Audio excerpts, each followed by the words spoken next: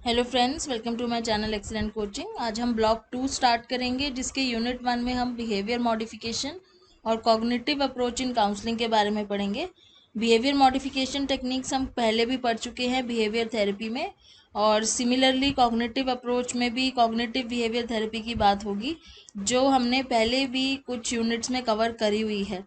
तो यहाँ पे इन्होंने देखते हैं क्या बताया हुआ है इसमें। पहले तो ये लर्निंग की बात कर रहे हैं कि जो बिहेवियर होता है हमारा, बिहेवियरिस्ट बोलते हैं कि जो भी हमारा बिहेवियर है वो एक लर्नड बिहेवियर होता है, और हम डेली अपनी लाइफ में बहुत सारी चीज़ें लर्न भी करते हैं, अनलर्न भी करते हैं। अनलर्न करने का मतलब है कि कोई सीखी हुई चीज़ है उसको भूल के नई चीज़ सीखते हैं। आपको कोई पुरानी चीज़ पुराने तरीके से कोई चीज़ आती है करनी, लेकिन आपको लगता है कि नया तरीका ज़्यादा बेटर है, तो आप अपने पुराने तरीके को भूल जाते हो और नया तरीका अपना लेते हो। तो बहुत सारी चीज़ें हम लर्न करते हैं, अनलर्न करते हैं, ये सारी चीज़ें हमारे बिहेवियर में नज़र आती है। बिहेवियर काउंसलिंग अप्रोच की एजम्पशन ही यही है कि हमारा जो बिहेवियर है ना, उसमें लर्निंग और अनलर्निंग होती ही रहती है। हम कंटिन्यूसली वो बिहेवियर एक्वायर भी करते हैं, उनको कंटिन्यू भी करते हैं, अगर वो हमारे बिहेवियर रीइंफोर्स होते हैं। रीइंफोर्स मतलब अगर हमें उसमें कोई रिवॉर्ड मिलता है या कोई रीइंफोर्समेंट मिलती है या हमें किसी की अप्रूवल मिलती है, तो हम उस बिहेवियर को कंटिन्यू रखते हैं। लेकिन अगर हमें लगता है कि उस बिहेवियर से हमें पनिशमेंट मिल रही है या वो चीज़ हमारी अप्रूव नहीं हो रही है, तो हम उस बिहेवियर को मॉडिफाई कर लेते हैं। तो नॉर्मली लोग जो हैं वो चीज़ कर पाते हैं कि कोई बिहेवियर अगर डिज़ायरेबल है तो उसको कंटिन्यू करना है, जो अनडिज़ायरेबल है उसको कंटिन्यू नहीं करना है।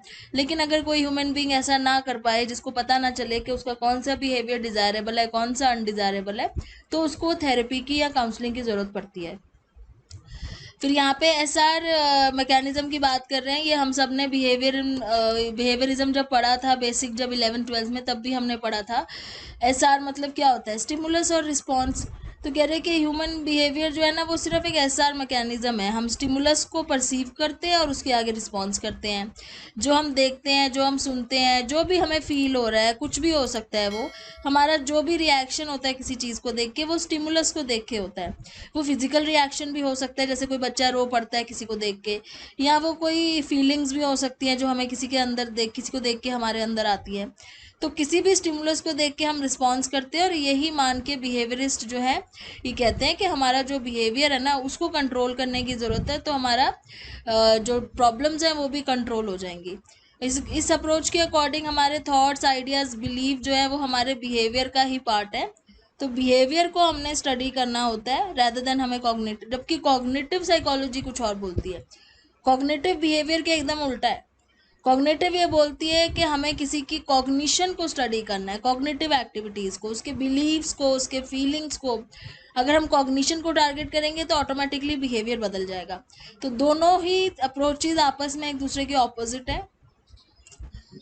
अब बिहेवियर मॉडिफिकेशन कैसे होता है बिहेवियर काउंसलिंग में, जैसे ये बोल रहे हैं कि बिहेवियर मॉडिफिकेशन या बिहेवियर काउंसलिंग एक ही पार्ट है साइकोथेरेपी का, जहाँ पे हम क्लासिकल कंडीशनिंग या ऑपरेंट कंडीशनिंग की थ्योरीज का यूज़ करते हैं।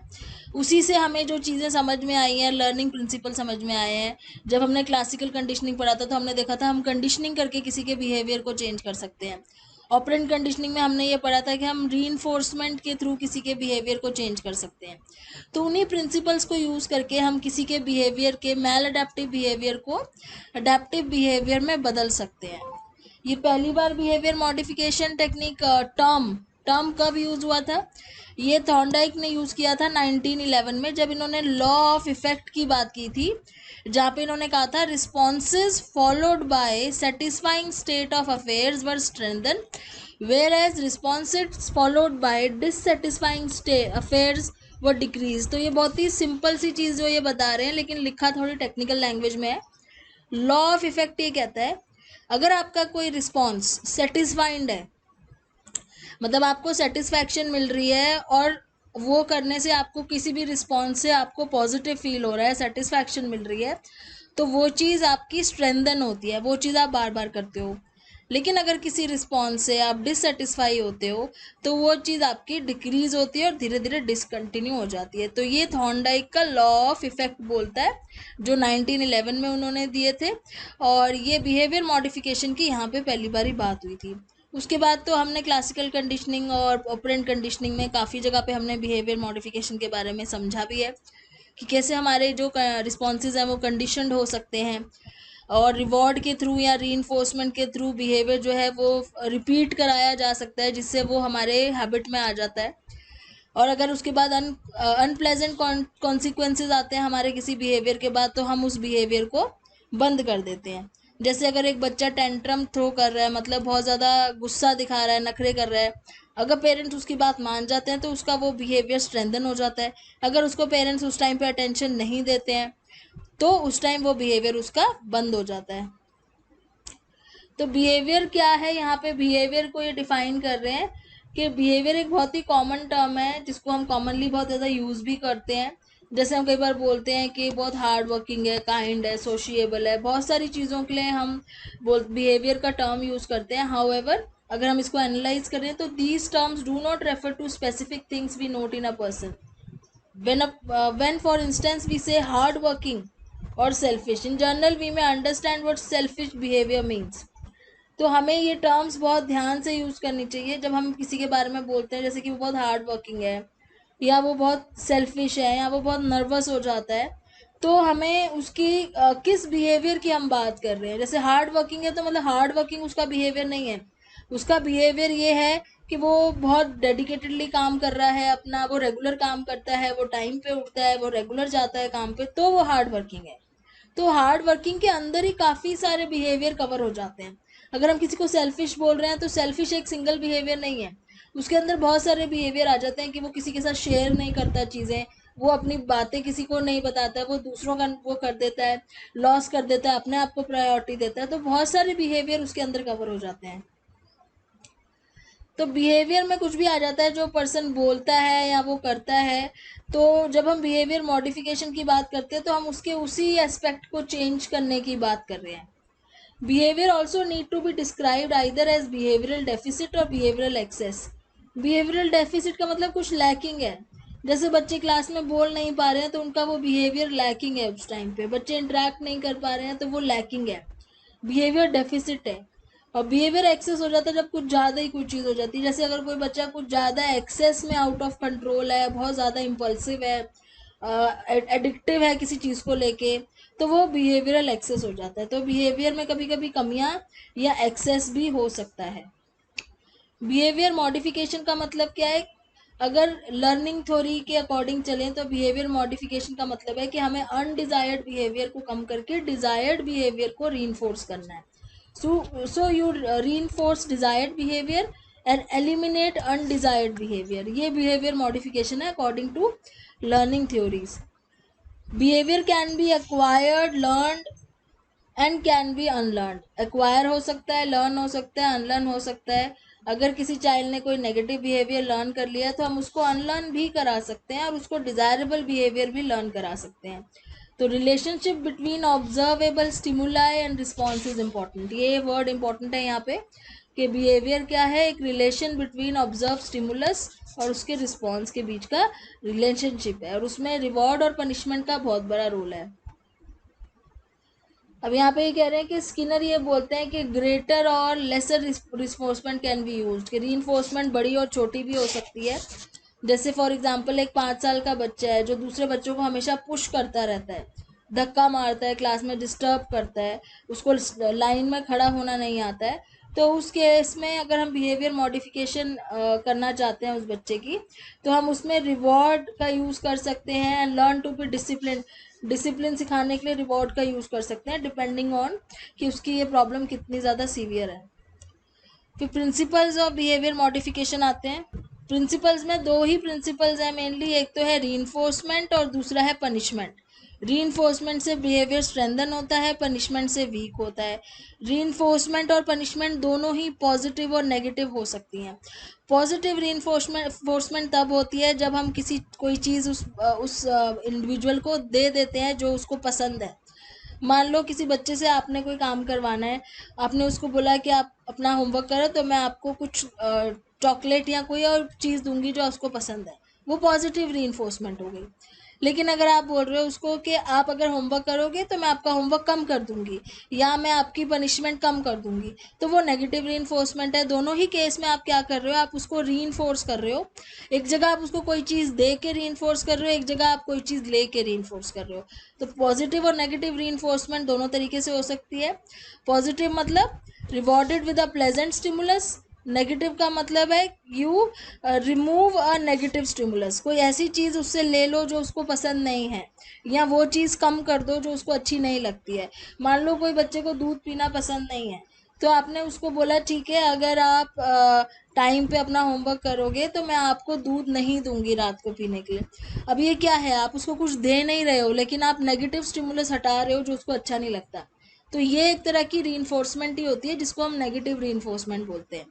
तो पॉजिटिव का सिंपली मीनिंग है आपने उसको कुछ दे दिया, नेगेटिव का मतलब है आपने वो चीज़ उससे हटा दी जो उसको नहीं पसंद। और पॉजिटिव और नेगेटिव पनिशमेंट भी होती है। पॉजिटिव पनिशमेंट में क्या है, जैसे आपने किसी को पनिश कर दिया तो वो पॉजिटिव पनिशमेंट होती है। जैसे आपने कोई चीज़ ऐड कर दी, for example a rat accustom to receiving food when pressing the lever no longer receive food when pressing the lever. अब अगर नेगेटिव पनिशमेंट दे रहे हो तो आप क्या करते हो, आप उसको वो चीज़ नहीं देते जो उसको पसंद है। पॉजिटिव पनिशमेंट हम सबको पता है, जैसे हमने किसी को बोल दिया कि आप रूम में बैठे रहोगे, बाहर नहीं जाओगे, आप ग्राउंडेड हो, या आपको ये चीज़ जो है पनिशमेंट मिलेगी कि आपको पूरा दिन यहाँ पे खड़े होना है, तो वो तो पॉजिटिव हो गया, आपने कोई चीज़ उसको उसके बिहेवियर में ऐड कर दी।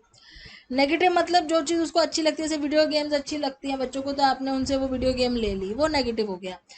तो सिंपली कहने का मतलब ये है कि पॉजिटिव वर्ड जहाँ पे भी आ रहा है उसका मतलब है आप कोई चीज़ ऐड कर रहे हो, ठीक है। और नेगेटिव वर्ड जहाँ पे भी आ रहा है उसका मतलब है आप कोई चीज़ रिमूव कर रहे हो। अब ये पॉजिटिव नेगेटिव चाहे तो रीइंफोर्समेंट हो चाहे वो पनिशमेंट हो, दोनों ही केस में पॉजिटिव है तो आप कोई चीज़ ऐड कर रहे हो, नेगेटिव है तो आप रिमूव कर रहे हो। The difference between positive and negative reinforcement is that in positive reinforcement a response behavior produces positive reinforcer, wherein negative reinforcement a response removes the occurrence of negative. Positive में क्या होता है कि पॉजिटिव रीइंफोर्समेंट हमें produce करना पड़ता है, और नेगेटिव रीइंफोर्समेंट में हमें कोई एक पर्टिकुलर चीज़ है उसको रिमूव करना पड़ता है। ये दोनों में फ़र्क आ जाता है। The principle of operant conditioning which are used for behavior modification also applies a schedule of reinforcement। एक शेड्यूल भी होता है reinforcement का कि आपने कितनी बार उसको reinforcement देनी है, कितना अमाउंट की reinforcement देनी है, क्या reinforcement सडनली behavior के बाद देनी चाहिए immediately, या थोड़ी देर बाद देनी चाहिए, थोड़ा डिले करके देनी चाहिए। तो इसमें शेड्यूल्स भी होते हैं अलग अलग टाइप के, रेगुलर देनी चाहिए या इंटरमिटेंट, यानी कि आपको रुक रुक के बीच बीच में देनी चाहिए। और उसके बाद कभी कभी क्या होता है, एक्सटेंशन भी होता है। एक्सटेंशन का मतलब है कि अगर आपने रीइंफोर्समेंट देनी बंद कर दी तो वो बिहेवियर जो है ख़त्म हो जाता है जो आपको चाहिए, या अगर आपने पनिशमेंट देनी बंद कर दी तो वो बिहेवियर फिर से शुरू हो जाता है जो आपको नहीं चाहिए।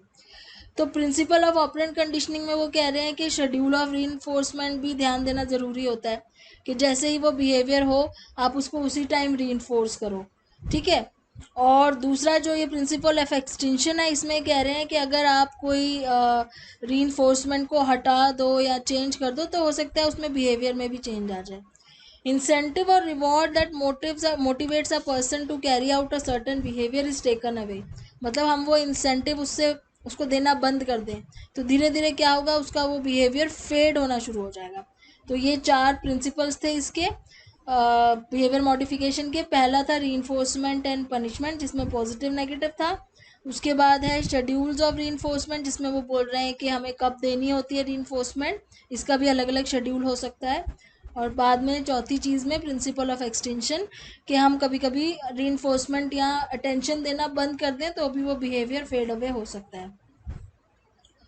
स्टेप्स क्या होते हैं बिहेवियर मॉडिफिकेशन में, तो इसमें ये कह रहे हैं कि चेंज जो है वो इस तरीके से हो सकता है कि एक न्यूली डेवलप बिहेवियर है उसको इंक्रीज करना है, स्ट्रेंथन करना है, ठीक है, वो बार बार करे ताकि उसको फिर उसको मेंटेन भी करना है कि उसका पैटर्न ऑफ अकरेंस रिपीट हो, और लास्ट में जो चेंज इन बिहेवियर है उसको डिक्रीज करना है। मान लो सपोज आपने किसी बच्चे को सुबह जल्दी उठना सिखा दिया, तो नया डेवलप बिहेवियर क्या है कि वो सुबह जल्दी उठ जाता है।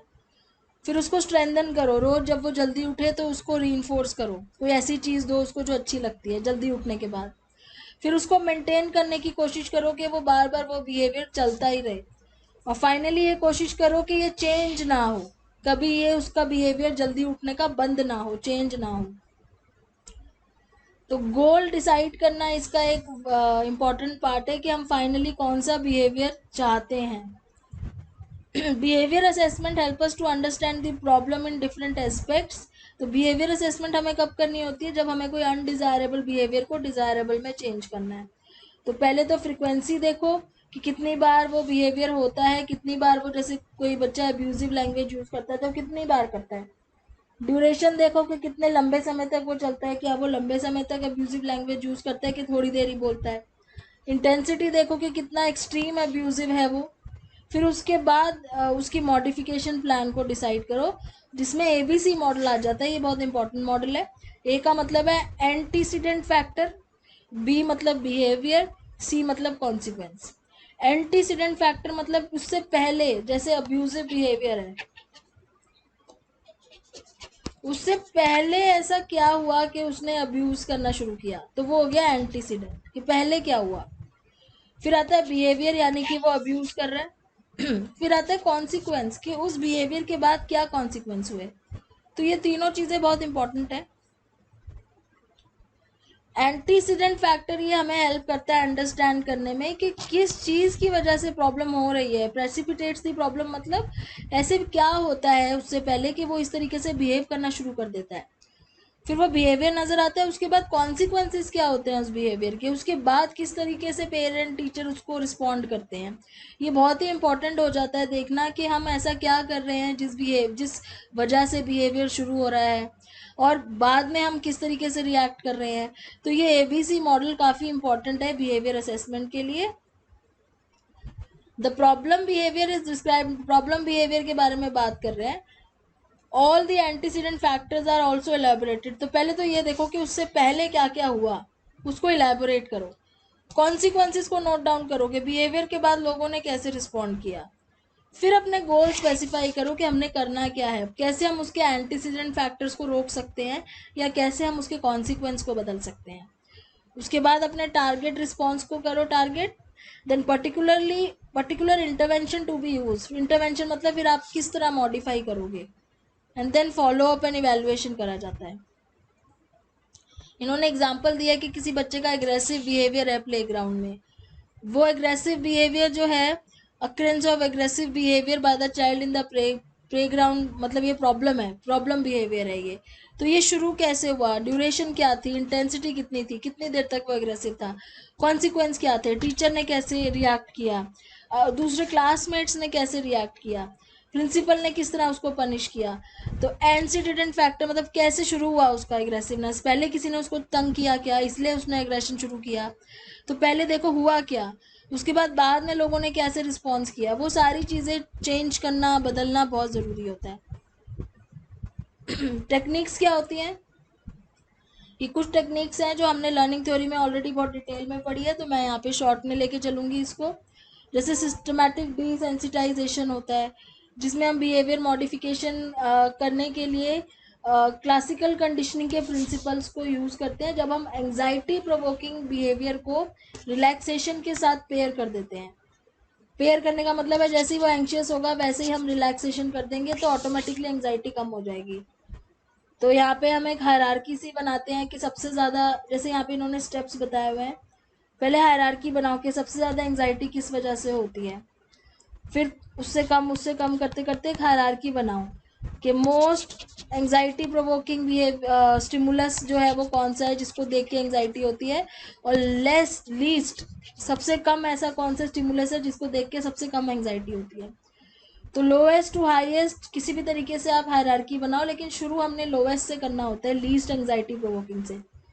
The degree to which each item produces anxiety is measured in terms of subjective unit of distress. SUD क्या है, सब्जेक्टिव यूनिट ऑफ डिस्ट्रेस है।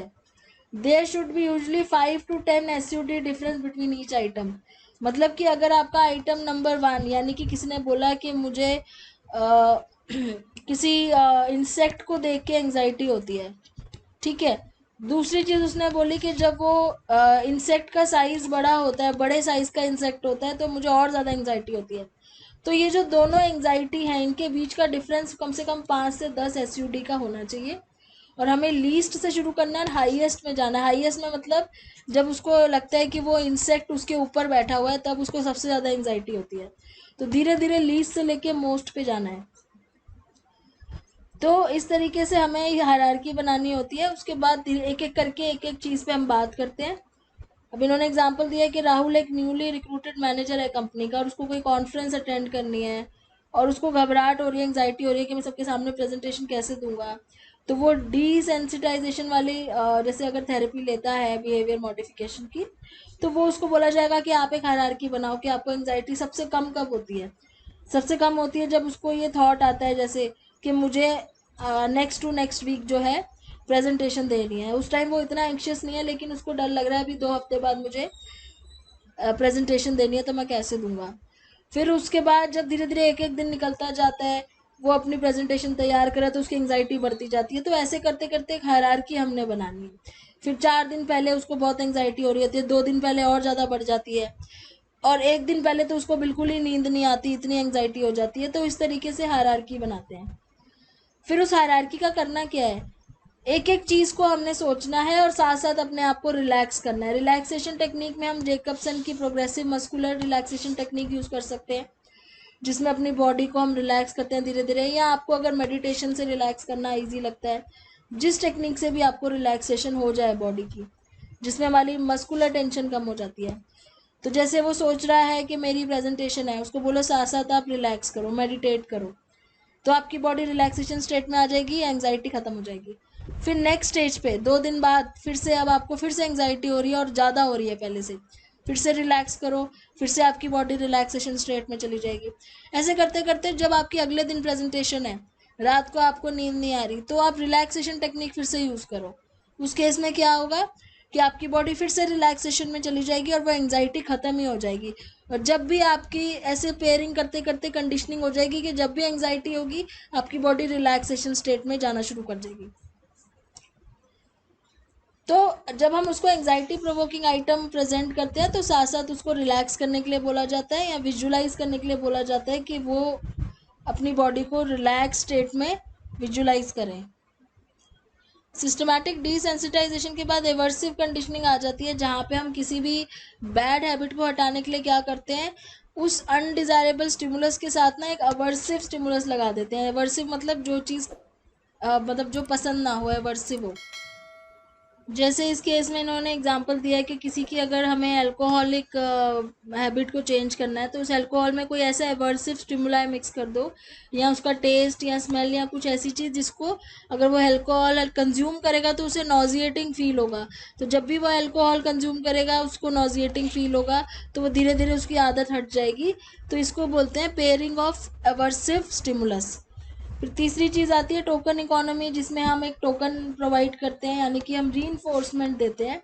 और वो टोकन का क्या मतलब होता है कि उस टोकन को वो बाद में अपने किसी भी चीज़ के लिए यूज़ कर सकते हैं। जैसे एक पोकर चिप या स्टिकर टाइप की चीज़ होती है, वो उसको दे दो, जैसे बच्चों के लिए होता है ये, उनको टोकन्स दे दो, उनको बोलो कि आप जितने टोकन्स कलेक्ट करोगे बाद में उस टोकन के बदले में आपको कोई आपकी फेवरेट चीज़ मिल सकती है, तो उसको टोकन इकोनॉमी बोलते हैं।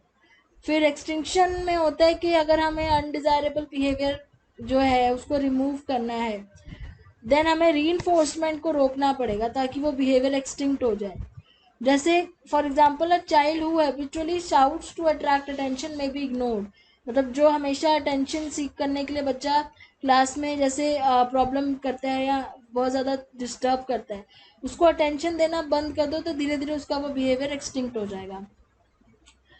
फिर लास्ट में बायो फीडबैक है। बायो फीडबैक का मतलब होता है कि जब हम किसी के बॉडी से रिलेटेड जो भी फिजियोलॉजिकल स्टेट से रिलेटेड चेंजेस हैं उसके बारे में उसको फीडबैक दे रहे हैं, जैसे हार्ट रेट हो गया, ब्रीदिंग रेट हो गया। तो मैकेनिकल डिवाइस यूज़ होती है जिसमें उस पर्सन को फीडबैक मिलता रहता है, जिसमें हम उसके इमोशनल रिस्पॉन्स को कंट्रोल कर सकते हैं। जैसे for example someone who has problem in controlling anger, the increase in breathing rate and heart rate. जब किसी को अगर जैसे एंगर की प्रॉब्लम है, उसको जब भी वो एंगर गुस्सा आता है तो उसको दिखता है कि उसका breathing rate heart rate increase हो रहा है, तो उस केस में क्या होगा कि वो धीरे धीरे उसको कंट्रोल करने की प्रैक्टिस करेगा और उससे उसकी जो एंग्री आउटबर्स्ट है वो भी कंट्रोल होना शुरू हो जाएगी। तो इस तरह बायो फीडबैक से भी हम किसी के बिहेवियर को मॉडिफाई करने में सक्सेसफुल हो सकते हैं। अब इसके आगे नेक्स्ट वीडियो में हम यहाँ से स्टार्ट करेंगे potentials and limitations of behaviour modification. Thanks for watching.